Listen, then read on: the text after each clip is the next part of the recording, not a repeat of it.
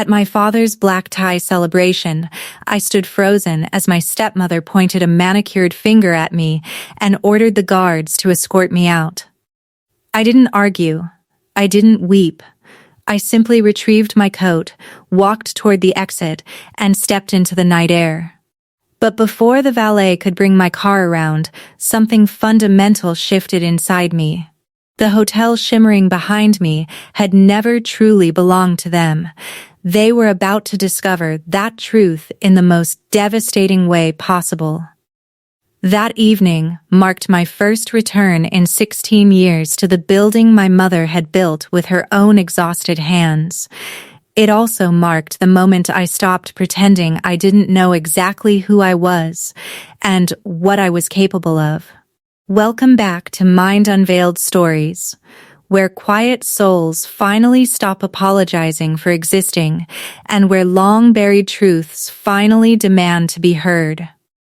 If you've ever felt like a stranger in your own family history, you'll want to stay until the very end.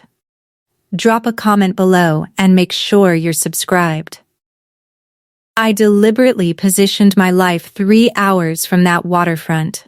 My office occupies the entire second floor of a weathered brick building in the downtown district. Townsend Property Law, my name on the door, earned through my own labor, not a single dollar borrowed from family connections. I draft commercial leases. I negotiate complex closings.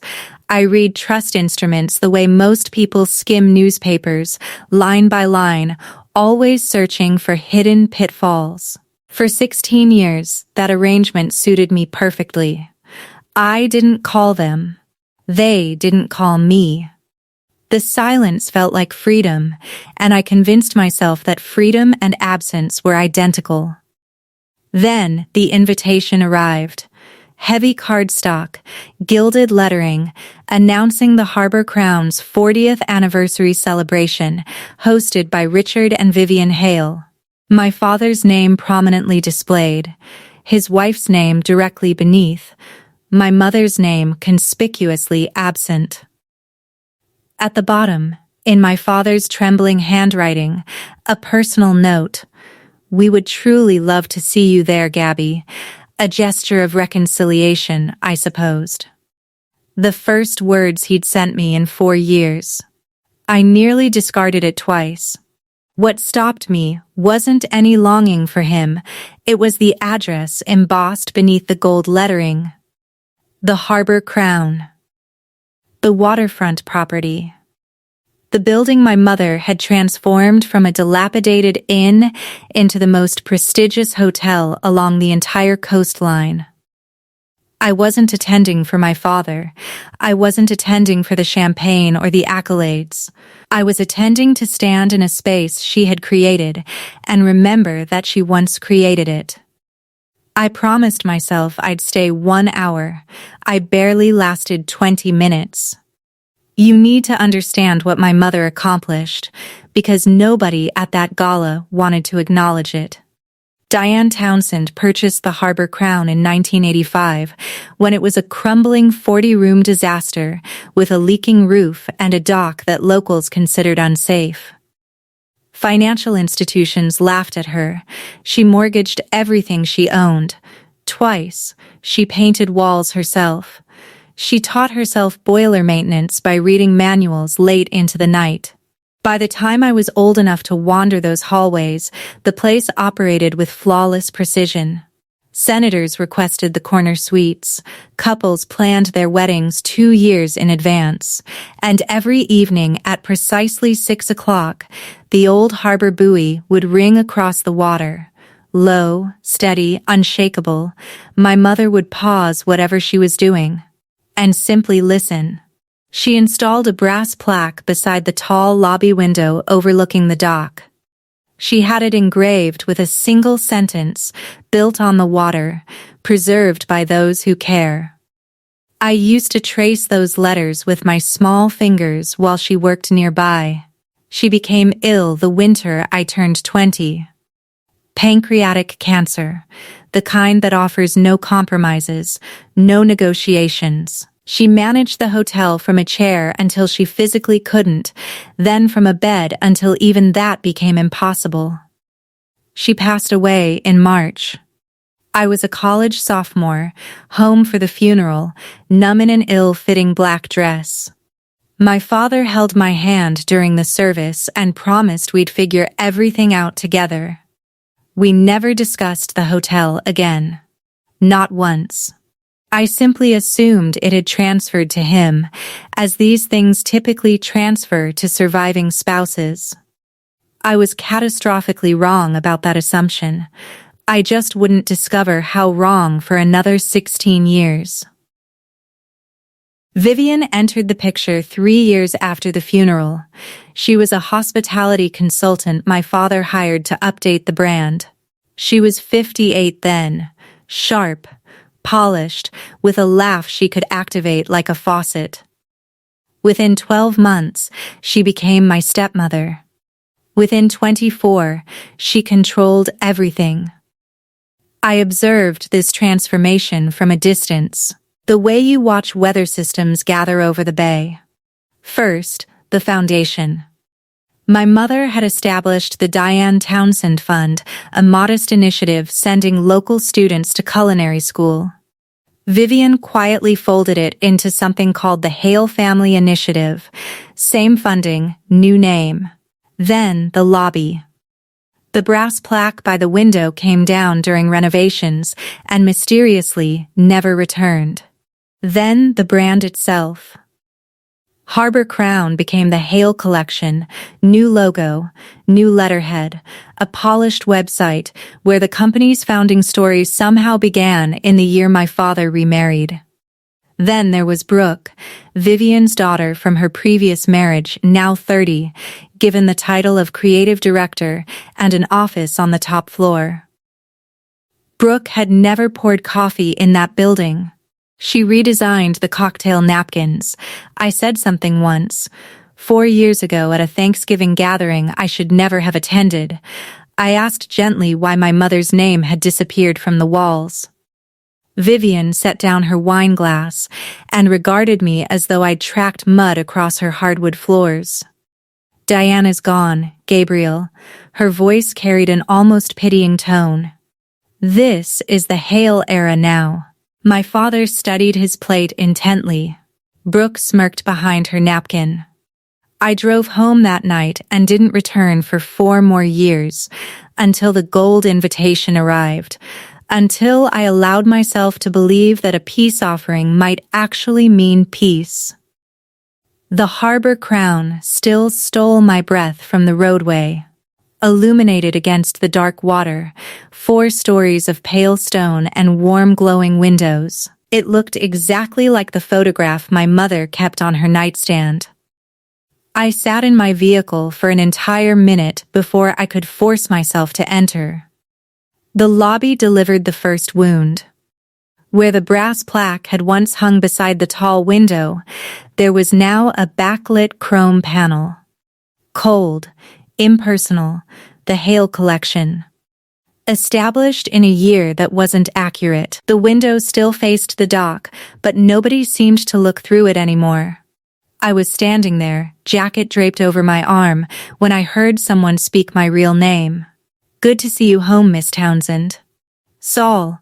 He'd worked the entrance since before I was born, and he had to be nearing 70 now, yet he still stood like a man who took his responsibilities seriously.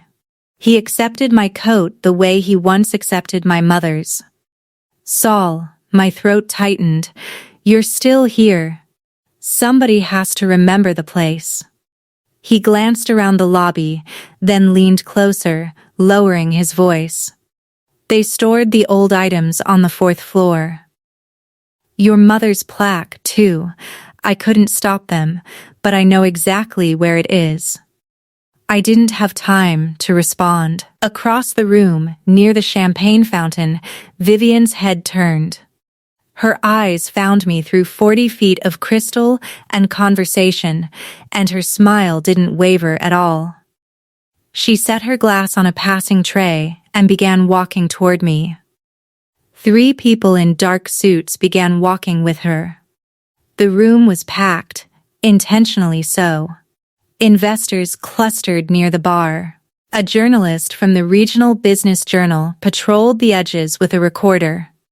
2 board members stood by the windows. My father held court near the podium, gray-haired, weary, laughing too loudly at something Brooke had said. Vivian reached me first. Up close, her smile finally dissolved. "What are you doing here?" Dad invited me. I kept my voice level. "There's a card with his handwriting. There's been a mistake." She said it loud enough to carry. "This is a private event for family and partners." Heads turned. The journalist drifted closer. "I am family," I said. That was when she did it. She raised one manicured hand and signaled the men in the dark suits. She spoke clearly enough for the entire circle to hear. "Security, remove her. She's not family." The room went quiet around us. I searched for my father. He was already at my elbow, color rising in his face, but his eyes weren't angry. They were pleading. "Gabby," his voice barely carried. "Please don't make a scene. Don't make a scene."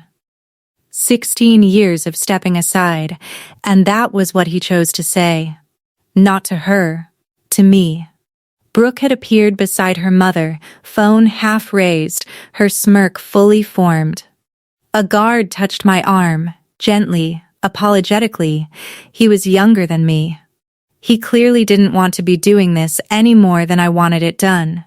I looked at the chrome panel where the plaque used to hang. I looked at the window, at the dark water beyond. Then I retrieved my coat from Saul's hands, turned, and walked out without uttering a single word. Behind me, I heard Vivian's voice brightening again, smoothing over the disruption for the crowd. Some people simply can't let go of the past. The cold off the water struck me like a physical blow, and I was grateful for it. I handed my ticket to the valet and stood at the edge of the circular driveway, breathing deeply. Out past the dock in the darkness, the old buoy bell rang. 6 o'clock. The same low, steady note my mother used to pause and honor. It didn't sound like comfort tonight. It sounded like a signal for something already lost. "She's not family." Vivian had declared it like an undeniable fact, like reading a thermometer. And the worst part, the part that settled in my chest like a stone, was that for 16 years I had allowed it to become true. I'd let them take the plaque. I'd let them rename the fund. I'd let my mother's name slip off the building one quiet piece at a time. And I'd called my silence dignity. It wasn't dignity. It was surrender wearing a more respectable coat. I didn't want revenge. Let me be absolutely clear about that, because what followed wasn't rage.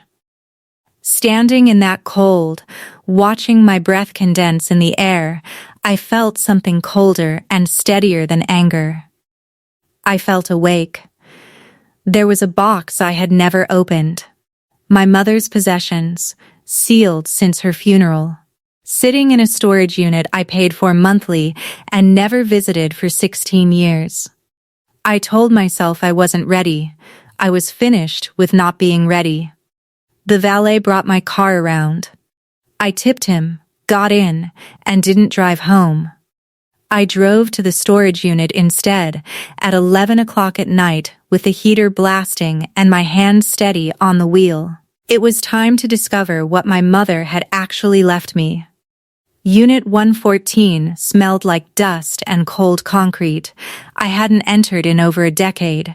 Most of it was furniture under sheets, a bicycle, tax records I should have discarded. In the back, on a shelf where I'd placed it myself, sat the cedar box.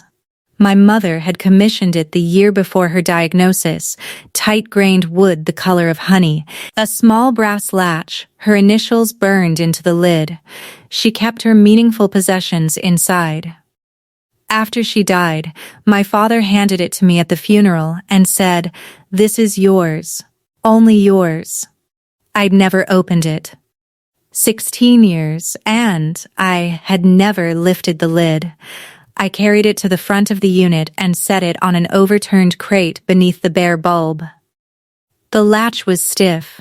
My hands, which had been so steady on the steering wheel, were not steady now. I want to tell you I opened it immediately. I didn't. I sat on the cold floor with that box in my lap, and I wept for the first time in years. Not the polite tears of a funeral service, the ugly kind. The kind that erupt when you finally stop holding a door shut. I cried for my mother. I cried for the 20-year-old in the dress that didn't fit. I cried for every 6 o'clock bell I'd refused to hear. When it passed, I wiped my face on my sleeve and placed my thumb on the latch. I still couldn't do it. Some doors, it turned out, you have to be invited through, even by the dead. Instead of the latch, I remembered her voice. It returned the way old voices do, all at once, complete the final winter. When she was strong enough to sit upright, she'd had me push her chair to the lobby window. The dock was frozen over. The bell was silent beneath the ice. She watched the water for a long time before she spoke. You know what I learned about this place, Gabby? I was 20, frightened, pretending otherwise. What, Mom? The water doesn't belong to whoever shouts loudest. She took my hand then, her grip already thinner than I remembered. It belongs to whoever stays. I'd thought she meant the hotel staff, the loyal ones. Saul at the door. The chef who'd been with her 2 decades. I hadn't understood. I'd filed it away as something a sick woman says when she's exhausted. Sitting on that storage floor at midnight, the cedar box in my lap, I finally understood that she had been telling me something specific, something she expected me to discover later. My mother didn't waste words, not even dying ones. Whoever stays. I hadn't stayed. I'd left. I'd let the loudest woman in 3 counties walk into my mother's house and claim it as her own. But the box was still mine. Just mine. My father had said so himself. I looked down at the brass latch, and this time when I put my thumb to it, my hand didn't shake. I didn't open it yet. But I knew now that whatever was inside, my mother had left it deliberately, for a daughter she trusted to eventually come looking. So I started looking. The latch gave with a small click. The lid lifted, and I braced for grief. Photographs, perhaps a lock of hair, the small wreckage of a life ending too soon. That wasn't what was on top. On top, tucked into the inside of the lid and held by a brittle elastic band, was a business card, cream stock, navy lettering. It appeared newer than everything else in the box, deliberately placed so the first thing a person would see would be this, and not the photographs beneath. Marian Webb. Then a title that made my breath catch, because I read titles like this for a living. Independent Trustee. Coastal Fiduciary Partners. Beneath it, in my mother's own handwriting, 3 words in blue ink, call her first. A trustee. My mother had retained an independent corporate trustee. That meant there was a trust, not a will, not a probate file that my father would have controlled, a trust with its own fiduciary, entirely separate from him. I was a real estate lawyer sitting on a concrete floor at midnight, and my professional instincts went very quiet and very alert. The card had a phone number. I told myself it was midnight, that no fiduciary answers at midnight, that I'd call in the morning when I was rested and rational. I called anyway. I couldn't not. It rang twice. A woman's voice answered, awake and unsurprised, as if she'd been waiting for this phone to ring for a long time. This is Marian Webb. My name is Gabriel Townsend. My voice came out steadier than I felt. I think you knew my mother. A pause. Then something I will never forget. "Miss Townsend," she said quietly. "I've been waiting a long time for this call." We met the following morning in an office that smelled like paper and quality coffee. Marion Webb was 60, silver-haired, precise. She folded her hands in a way that told me she'd delivered difficult news before, and done it compassionately. On the table between us sat a single closed folder, thick, with my mother's name on the tab. "Diane M. Townsend Family Trust. Your mother engaged my firm in 2007, she said. 2 years before she passed. She was very organized about it. People who've built something from nothing usually are." "Why the wait?" I asked. "You said as much on the phone." Marion opened the folder but kept her hand flat on the first page, not yet turning it. "Because the trust has a provision. Several, actually. Your mother instructed that I not approach you, that I wait for you to come to me on your own. And there was a timing condition." She looked at me. "You're 36 now." I turned 36 in October. "Then the condition is met." She paused.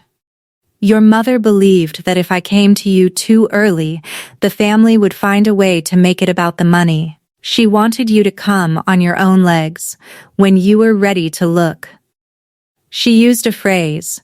She said she didn't want to hand her daughter a weapon. She wanted to hand her a choice. I sat very still. 16 years of believing the hotel had simply passed to my father. 16 years of letting them rename a fund and remove a plaque from a wall because I thought there was nothing of my mother's left to defend. "Mrs. Webb," I said, "what exactly is in that folder?" She turned the first page. "Almost everything you think your father owns," she said. She laid it out the way good fiduciaries do. Slowly. In order. Watching my face. The trust owned a holding company, quiet, single-purpose, the kind nobody notices. And that holding company owned a piece of real estate. "Which property?" I asked, though my stomach already knew. "The land," Marion said, "the waterfront parcel and the building on it." She turned a page.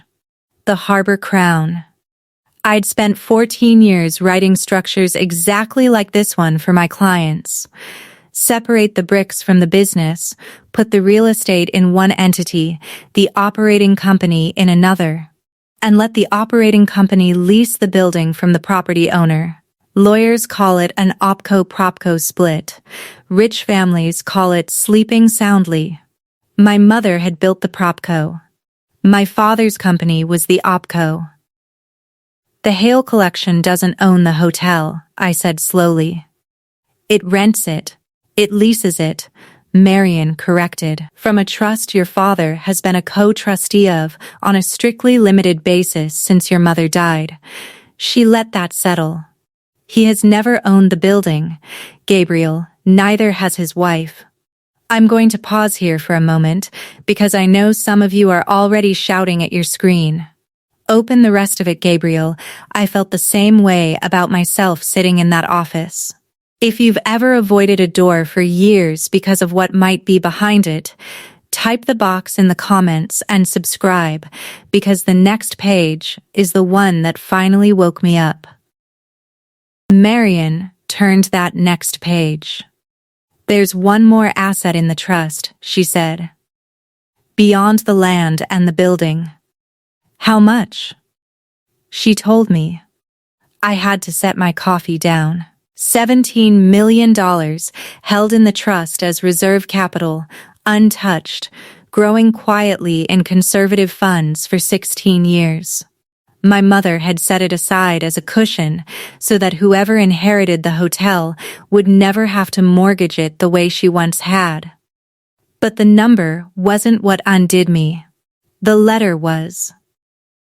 Marion slid it across the table, last in its own sealed envelope. My name on the front in blue ink, the same blue ink as the card. I recognized the slant of the G before I touched it. I opened it there, with Marian politely studying the window.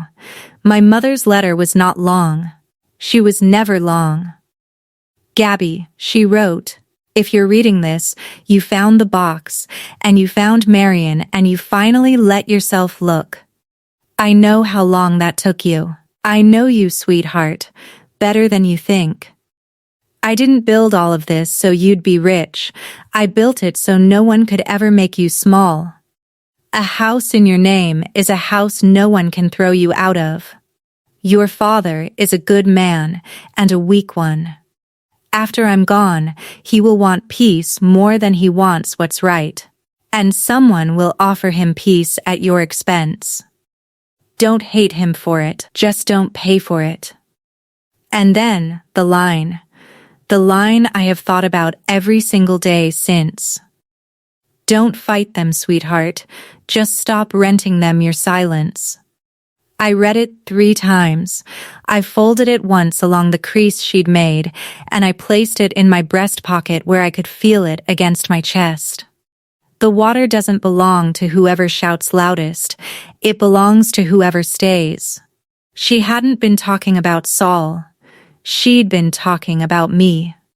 I made Marian walk me through every page slowly, like a client who couldn't afford a mistake, because I couldn't. Here is what my mother had done in plain terms. She placed the land and the building into the trust before she died. The trust leased both to the operating company, the one my father ran, on a long-term lease with modest rent. That lease is why nobody ever questioned it. The hotel operated. The rent got paid into the trust. On paper, everything looked like a family business humming along. But ownership of the bricks never moved. It sat in the trust the entire time. My father was named interim co-trustee alongside Marian's firm with deliberately narrow powers. He could approve operating decisions. He could not sell the property.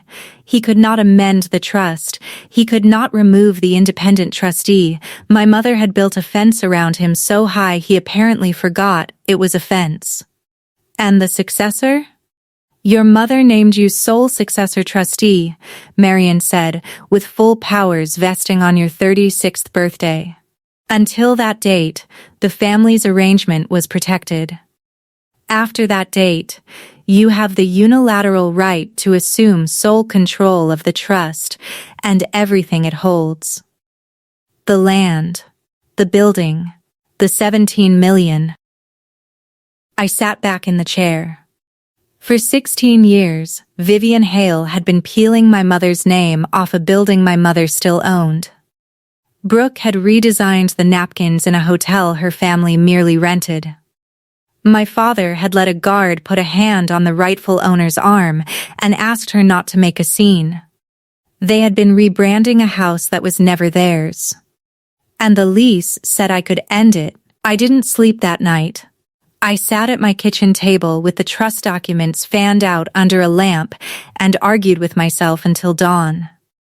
The easy path was to do nothing. I had a good life, my own firm, my own name on my own door. I could fold the letter back into my pocket, drive home, and let the Harbor Crown stay a place I used to know. I'd survived 16 years without it. That was the version of me that called surrender dignity. I knew her well. The hard path wasn't revenge. I want to keep being honest with you, because the difference matters. I did not want to ruin Vivian. I did not lie awake imagining her crying. The picture in my head wasn't her face at all. It was the window, the tall one in the lobby looking out at the dock where a brass plaque used to hang. I didn't want the hotel for the money. I had money. I didn't want it for the power. I wanted my mother's name back on that wall. I didn't want revenge. I wanted bookkeeping. And I wanted the lie to stop standing where the truth used to be. You can call that revenge if you want. I call it bookkeeping. A debt had been running for 16 years, and I finally had the authority to close the account. By the time the sun rose over the parking lot outside my window, I'd made the decision, not with anger, with the same calm I used to sign a closing. I called Marion at 8.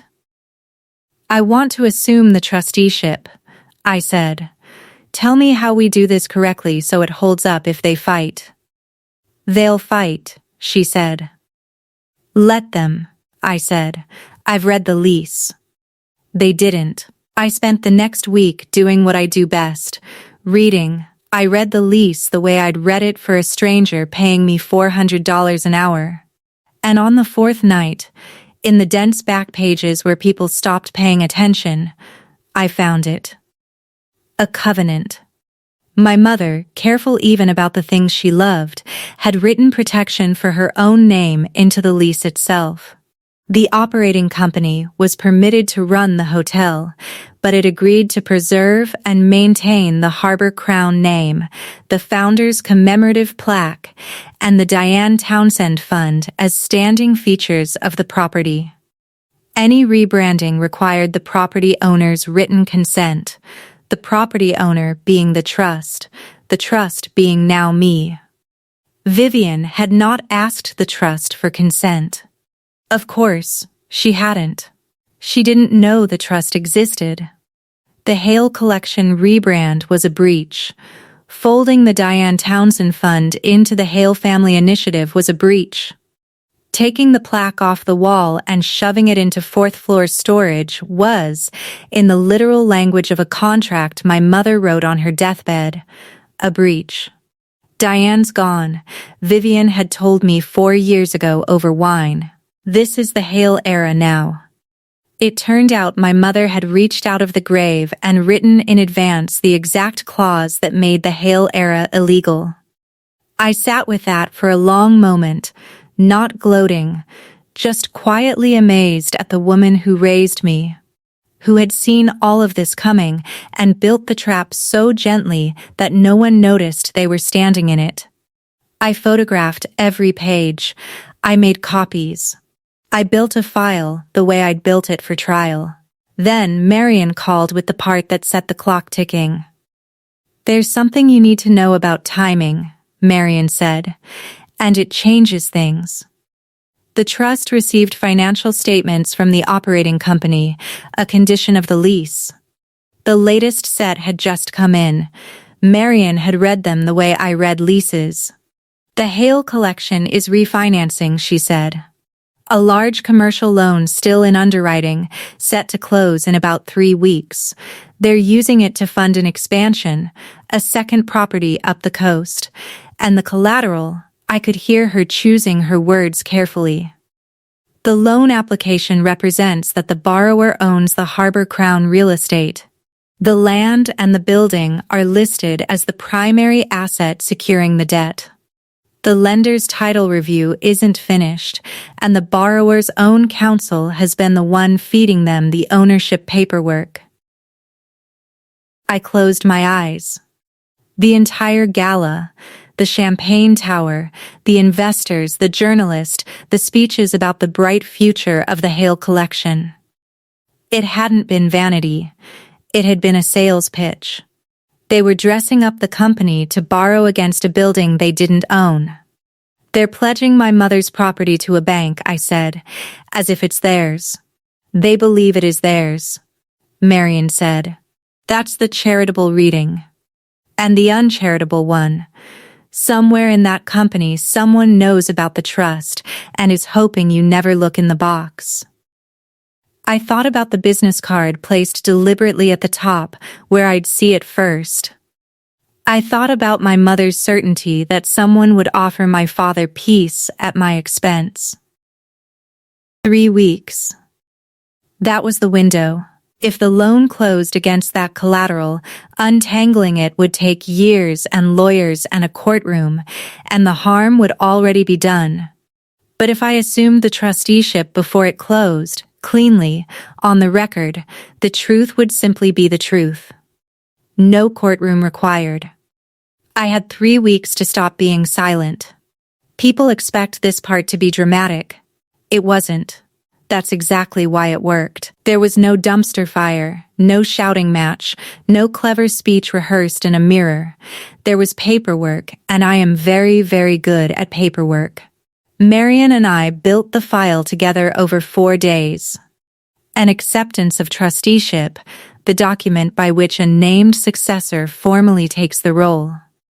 A notice to the existing co-trustee, my father, that his interim role was ending by the trust's own terms. A certification of trust, the short legal summary a property owner provides to prove control. And a folder of clean evidence, the deed, the lease, the rent ledger, the photographs of the breach, everything correct, everything dated, everything done the way it would have to survive a hostile lawyer reading it line by line, looking for the trap door, the way I would. You understand what happens when we serve this? Marion said on the final evening, sliding the signature pages across the table. I assume sole control of the trust, I said, the land, the building, the reserve, and the lease. As property owner, she said, you'll have standing to enforce its terms, including the breach, including, if you choose, termination for cause. Termination for cause. I rolled the phrase around. My mother had given me a key, and the key happened to fit the front door of the house they'd thrown me out of. I signed nothing that night. Not yet. I wanted to do one thing first, the kind of thing that doesn't show up in any file. I wanted to stand in the lobby one more time after hours, with no champagne tower and no Vivian, and decide for certain what kind of person I was going to be when this was over. Before I could get to Saul, the company got to me. A courier reached my office at 4 on a Thursday with a thick envelope. The return address was a law firm I knew by reputation. Inside was a cease and desist letter, 3 pages, signed by Gregory Pace, General Counsel of the Hale Collection. So, they'd found out I'd been asking Marion's firm questions. Someone had panicked. I read it twice. It was aggressive and confident and in places almost insulting. It accused me of harassing the company's fiduciary partners and attempting to interfere with a legitimate family business. It demanded I cease all inquiries into matters that do not concern me. Then came the part that was supposed to end the conversation. Pace claimed the trust had been amended. He attached a document titled First Amendment to the Diane M. Townsend Family Trust, removing me as successor and naming my father as sole trustee, with full powers, including the power to sell. It was dated 11 years ago. It bore my father's signature. If that amendment were real, I'd just lost everything before I started. I felt the floor tilt for exactly one breath. Then the lawyer in me woke up, the one who reads the dense back pages, and I started looking at the document instead of fearing it. Because Gregory Pace had made one mistake, the mistake confident people make. He'd assumed I'd be too shocked to read carefully. He had sent a forgery to a forensic real estate attorney and called it leverage. I poured myself a glass of water, sat down, and read the amendment the way I read everything, line by line, looking for the trap door.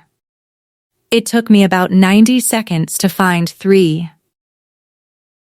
The first problem was the trust itself. My mother's trust became irrevocable on the day she died. Irrevocable means exactly what it sounds like. No one can amend it after that. Not my father, not Pace, not anyone. The document was dated 11 years ago. My mother had been gone 5 years by then. You cannot amend a trust on behalf of a woman in the ground. The second problem was consent. Even a valid amendment to this trust required the written consent of the independent trustee. There was no signature from Marion's firm anywhere on the page. None had ever been requested. The third problem was smaller and somehow the worst. The amendment referred to the Diane Townsend Foundation. My mother never used the word foundation. It was the fund. The Diane Townsend Fund. Whoever drafted this had copied the name off Vivian's rebranding, off the Hale Family Initiative paperwork, and never checked the original. A forger who doesn't know the dead woman's own words is a forger who wasn't there. Here's the thing nobody told Gregory Pace. I read trust documents for a living. He sent a fabrication to the one person on Earth most likely to take it apart. And he did it because years ago, this family decided who I was and never updated the file. If you've ever been underestimated by people who stopped paying attention to you, you already know how this feels, and you know it's a gift. Hit subscribe. The quiet part is almost over. I called Marion and read her the 3 problems. She was silent for a moment. "Gabriel," she said, "do you understand what they just did?"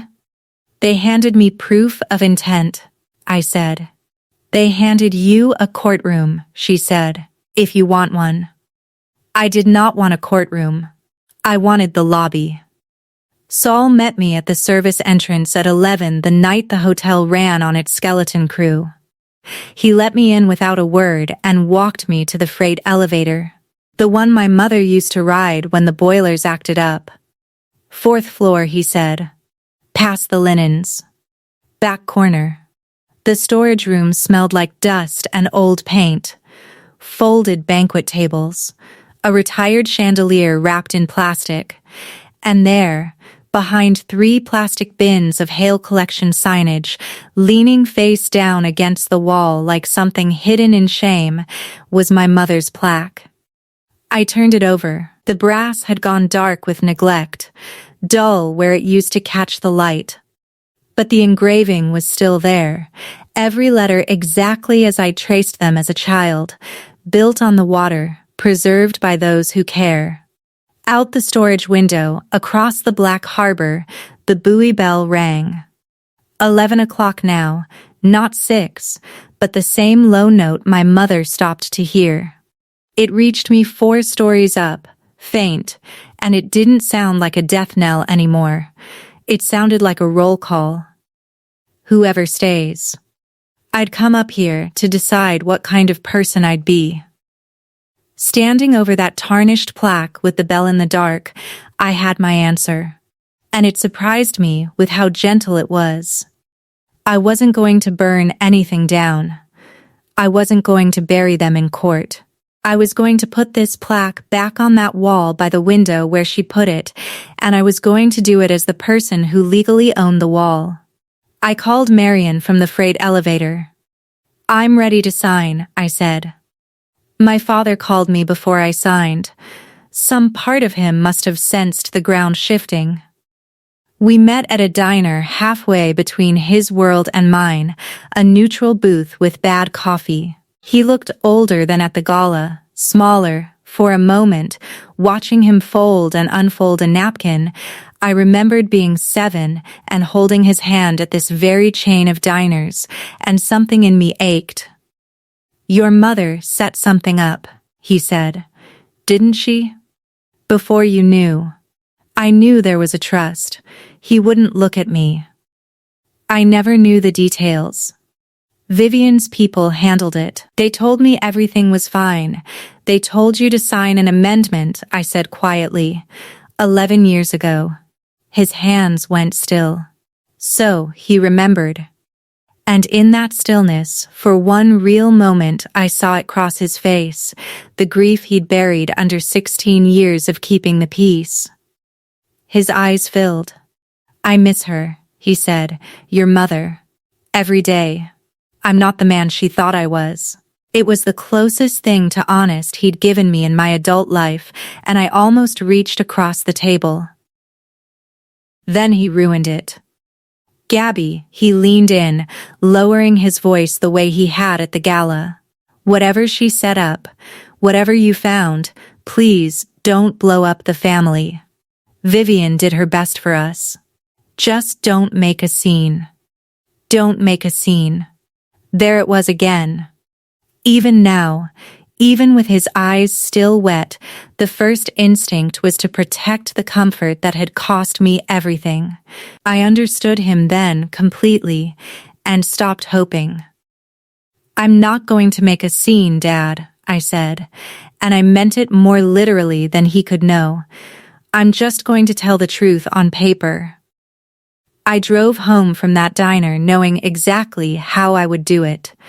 Vivian's whole method was noise, a loud rebrand, a loud party, a loud command to a guard in front of investors and a journalist. She used spectacle the way other people use fists. She'd humiliated me in public, because public was where she felt strongest. So, I would not answer her in public. I would answer her with the public. Not a scene, a record. The witnesses to my humiliation, the board members by the window, the investors at the bar, the lender about to wire millions against my mother's land. They had all watched Vivian declare that I wasn't family. They were about to receive in clean, dated, unarguable documents the simple fact of who actually owned the room. No shouting, no tears, no clever speech, just the truth delivered to the exact same audience in writing they couldn't spin. That was the asymmetry of it. And I'll admit, I admired the shape. Vivian's weapon was public shame. Mine would be public truth. She had a microphone and a guard. I had a deed and a lease and the law of the state. She'd spent 16 years rewriting my mother's story out loud. I was going to file the original. I laid the signature pages out on my kitchen table that night. The acceptance of trusteeship. The notice to my father. The certification of trust.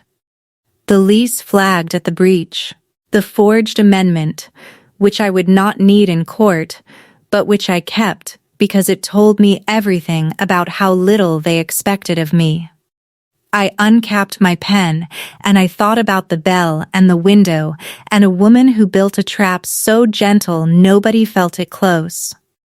I signed on a Tuesday morning at my own kitchen table with the deed laid out beside the cedar box. I want you to picture how unremarkable it looked.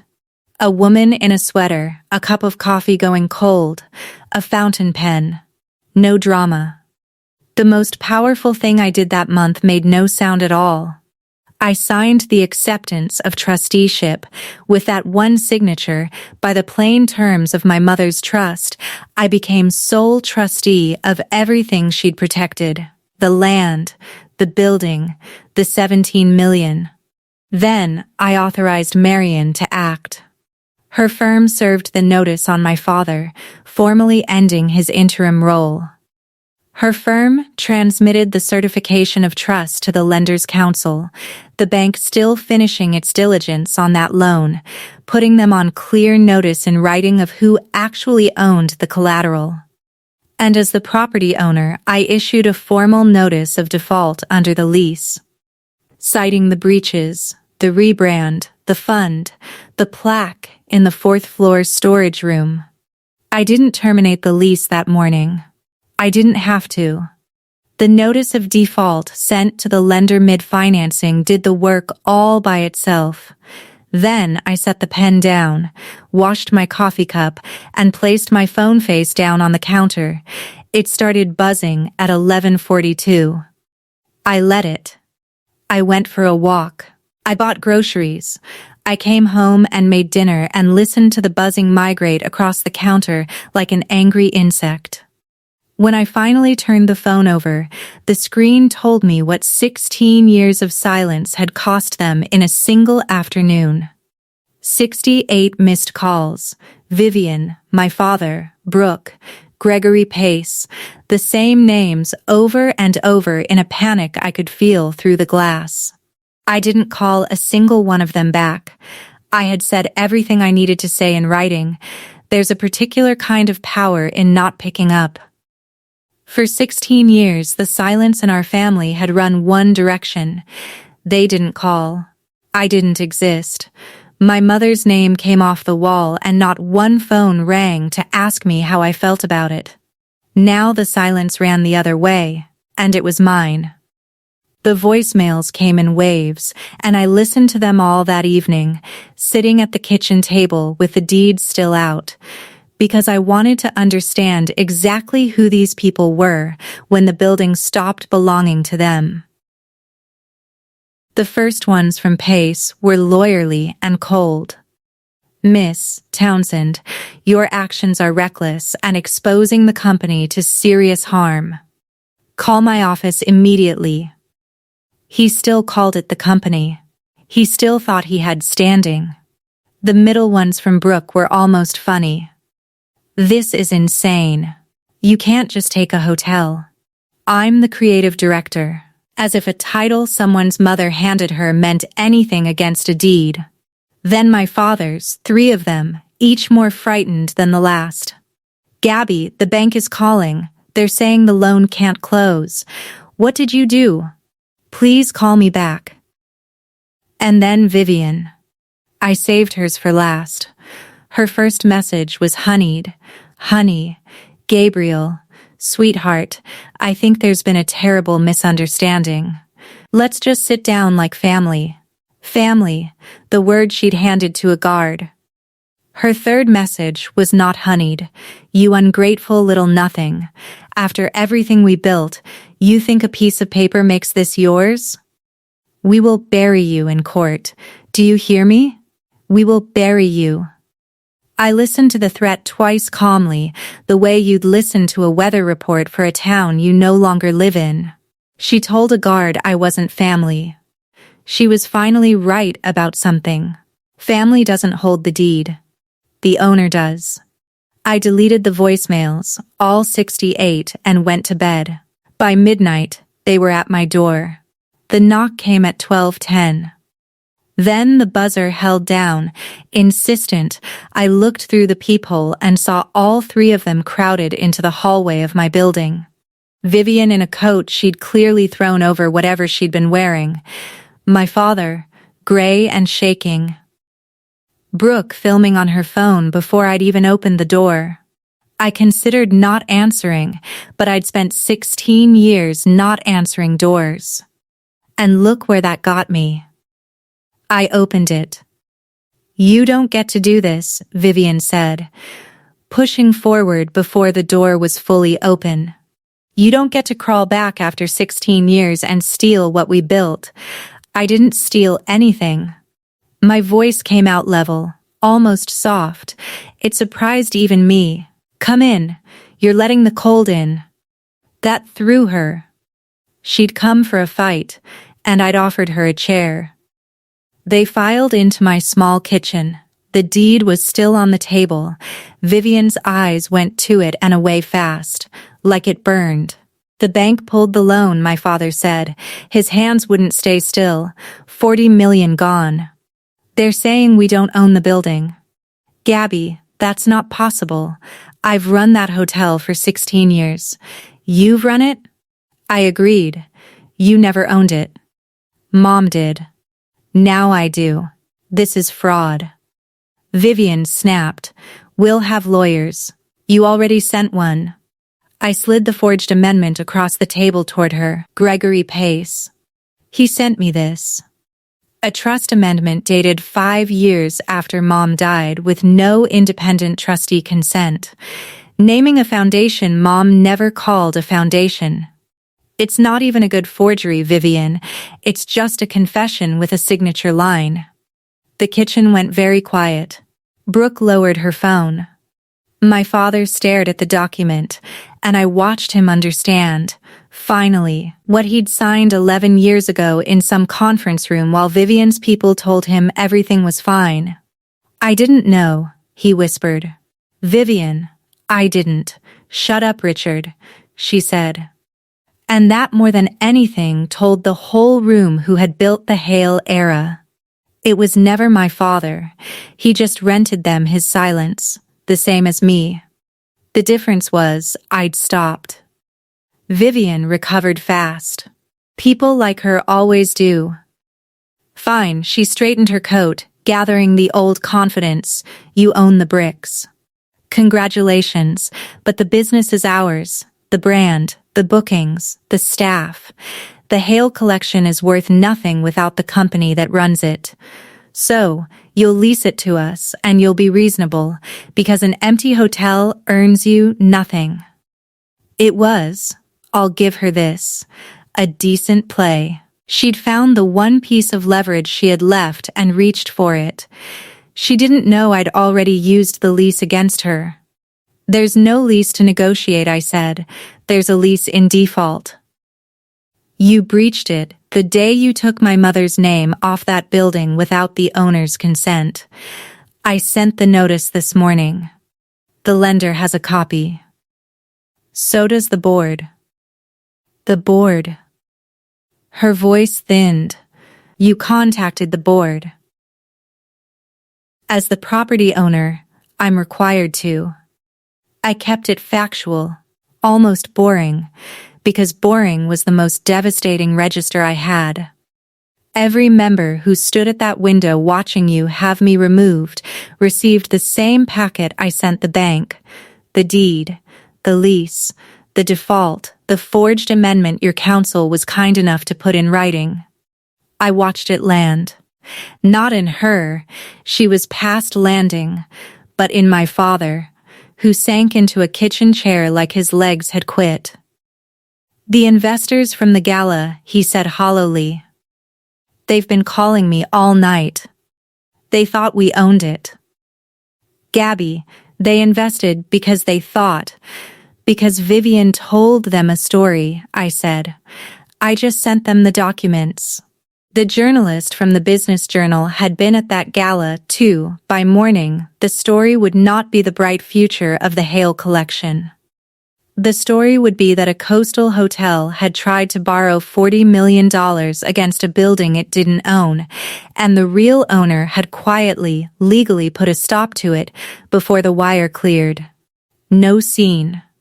No shouting from me, anyway. Just the truth, sent to the same room that had watched me get thrown out, arriving in envelopes instead of accusations. Vivian turned to me, and the honey was entirely gone. You did this on purpose, she said, all of it. To humiliate us. No, I meant it. You did the humiliating. I just stopped paying for it. That was when she broke. Not into apology. People like Vivian never apologize, but into the full performance, the one she'd probably used to get everything she'd ever taken. Her eyes filled on command. Her voice cracked. You have no idea what I went through, she said, the tears coming now. Your father was a wreck when I met him. I held this family together. I built that brand from a tired old hotel with a dead woman's name on it. I earned this. And you? You abandoned all of us for 16 years, and now you sweep in, and Vivian. I didn't raise my voice. I didn't have to. The deed was on the table between us, and it did all the shouting either of us would ever need. You called my mother a dead woman in my kitchen, in front of her daughter, while standing in a building she still owns. Vivian's mouth closed. I stood up. Not fast. Not angry. I just stood, because some things you say on your feet. At your gala, I said, you told a guard to remove me. You said I wasn't family.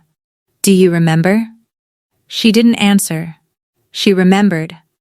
You were right, I said quietly. I'm not family. I'm the landlord. The word filled the small kitchen like cold air off the harbor. You can keep your name, I went on. Stay Vivian Hale. Run whatever company you can run somewhere else. But you will not keep my mother's. Her name goes back on that wall. The fund goes back to her. The Hale era ends with this signature, the same way it should have ended 16 years ago, if anyone in this family had been willing to read the documents instead of just signing them. My father made a small broken sound. Brooke had stopped filming entirely. I held the door open. "You came to my home at midnight to tell me I couldn't do this," I said. "I already did it this morning, before lunch, quietly, the way my mother taught me." I had not made a scene. I had simply, after 16 years, stopped renting them my silence. They left, Vivian first, then Brooke. My father lingered in the doorway, searching for something to say, and found nothing worth keeping. The fallout was quieter than you'd expect, and far more total. The loan never closed. The lender, once it had the trust documents, would not wire $40 million against collateral the borrower didn't own. The expansion died on the table. Without it, and with a notice of default hanging over the lease, the operating company had no future running my mother's hotel. I gave them a choice, because my mother's letter asked me to. They could negotiate a fair market rate lease with the name and the fund and the plaque restored under terms I controlled, or they could walk away and let me bring in an operator who would. Vivian couldn't stomach being a tenant in the building she'd tried to own. She walked. So did Brooke and her napkins. Gregory Pace resigned within the month. The forged amendment, a quiet problem he'd be explaining to a licensing board for some time. My father stayed on in a small honorary role I created for him, because he was still my father and because my mother had told me not to hate him.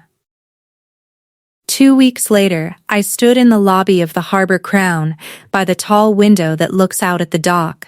The chrome panel was gone. In its place hung my mother's plaque, the brass cleaned and recast, the letters catching the light again. Built on the water, preserved by those who care.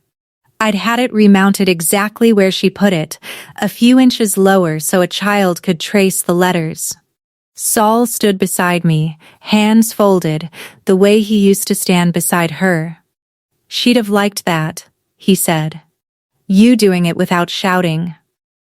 "She wrote it that way," I said. Out past the dock in the late afternoon, the buoy bell rang. This time it didn't sound like a death knell or a roll call, it sounded like a homecoming. I didn't burn their lives down. I want you to know that. Because I think it matters. I could have. The forged amendment alone could have ended careers and started lawsuits that ran for years. The lender would have happily helped me chase damages. There was a version of this story where I left Vivian with nothing. I chose a different one. They kept their personal money, their cars, their house. I didn't touch a dollar that was actually theirs. What I took back was only ever my mother's, the land, the building, the 17 million and her name on a wall. What I took back was only ever my mother's.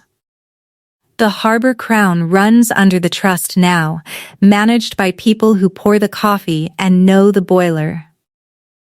The Diane Townsend Fund sends local kids to culinary school again, fully funded from the reserve she left for exactly this kind of future.